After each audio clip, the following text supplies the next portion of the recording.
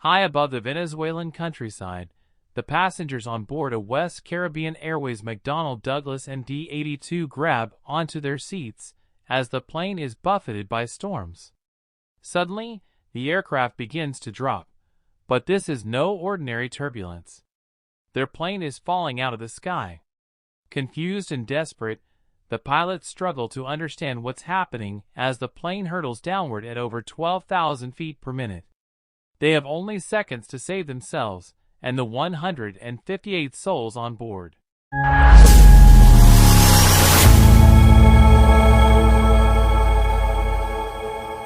This is a story of negligence, corruption, and tragic human error.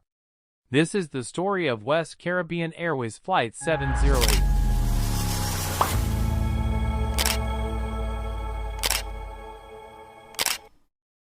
August 2005.1 cents.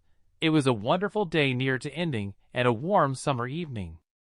152 passengers board West Caribbean Airways Flight 708 at Tocumen International Airport in Panama City, bound for Martinique in the French West Indies.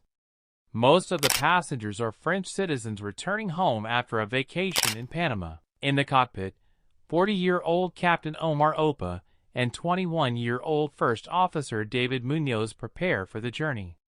Captain Opa is an experienced pilot with nearly 6,000 flight hours, while First Officer Munoz has logged 1,300 hours.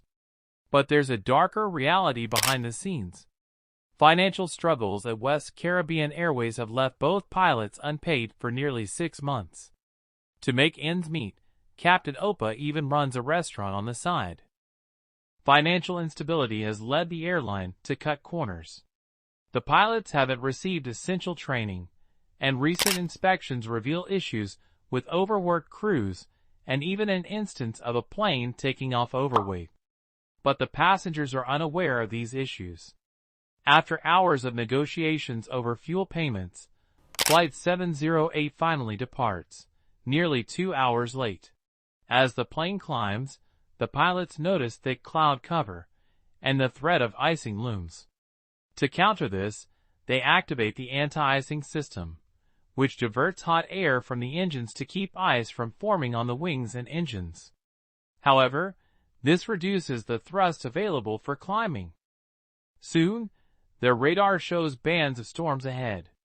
The pilots request a course change from air traffic control and attempt to navigate around the storms. They also decide to climb higher, seeking calmer air at 33,000 feet. But with the anti-icing on, their plane simply can't maintain altitude at that height. Despite performance limitations shown in the aircraft's manual, the pilots push the plane higher, using the autopilot's vertical speed mode. In this mode, the plane will try to reach a set climb rate, even if it means slowing down dangerously. And as the climb continues, the plane's speed drops. Soon, the plane enters an aerodynamic stall, no longer able to generate lift. Falling through the clouds, the pilots fight for control, but with limited experience and extreme stress, their efforts prove futile. The aircraft descends at an alarming rate of over 12,000 feet per minute. In the early hours of August 16, 2005, West Caribbean Airways Flight 708 crashes into the Venezuelan countryside.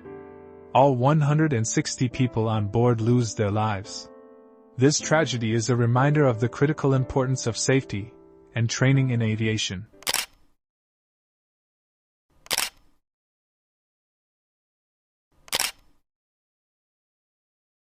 This disaster was preventable. The chain of events that led to it, financial pressures, lack of training, and a series of human errors, culminated in a tragedy that could have been avoided. Thank you for watching. Let us know in the comments your thoughts on this incident, and please subscribe for more stories of aviation and lessons learned from the skies.